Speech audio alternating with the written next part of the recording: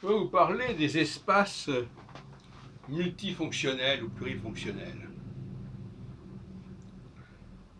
Je suis très attaché à cette formule. Si vous me parlez très économique au niveau justement de l'espace.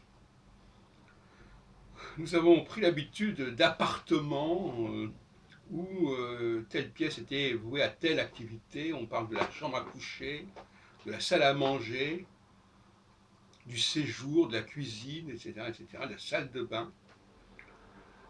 Je pense que, en réalité, l'on pourrait se contenter d'espaces beaucoup plus réduits, mais qui pourraient, au cours de la journée, euh, assumer des activités diverses. Effectivement, l'objection qui vient, c'est que ce roulement d'activités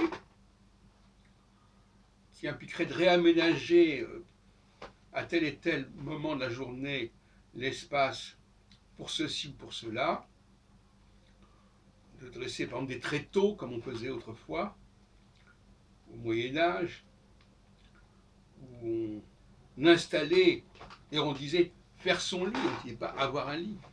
On fait son lit, c'est-à-dire qu'on sort des éléments qui vont permettre de faire le lit pour la nuit, mais le lit n'est pas là en permanence. Le lit n'est pas là dans un lieu attribué spécialement.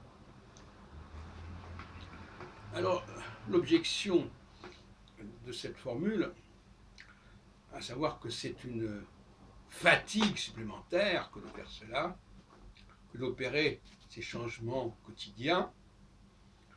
Par exemple, autrefois, il n'y a pas de salle de bain. On avait une cuvette, et puis voilà, à un moment donné, le matin, par exemple, on mettait de l'eau dans la cuvette, et puis voilà, et puis c'était ça la salle de bain. D'ailleurs, beaucoup d'anciens appartements ne comprenaient pas de salle de bain à Paris. On a aménagé des salles de bain dans des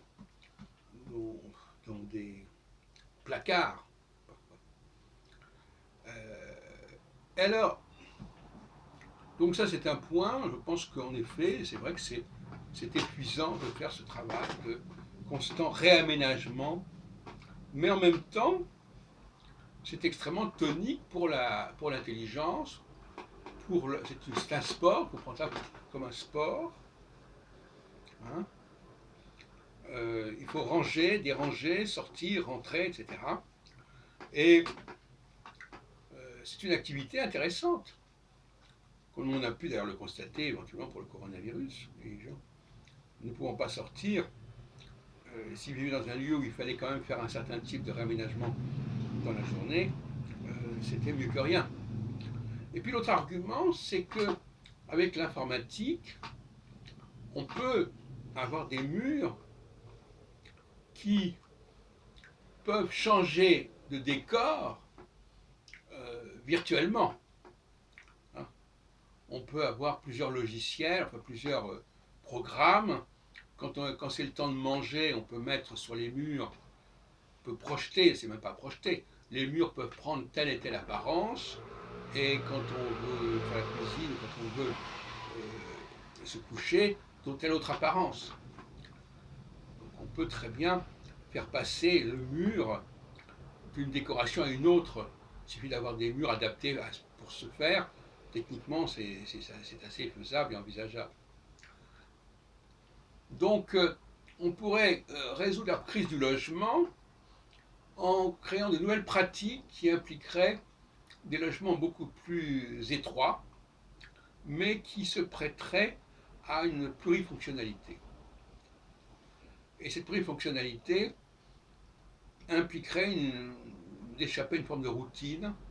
Bon, évidemment, ce serait une forme de routine en soi, mais ce n'est pas la même chose que d'avoir des lieux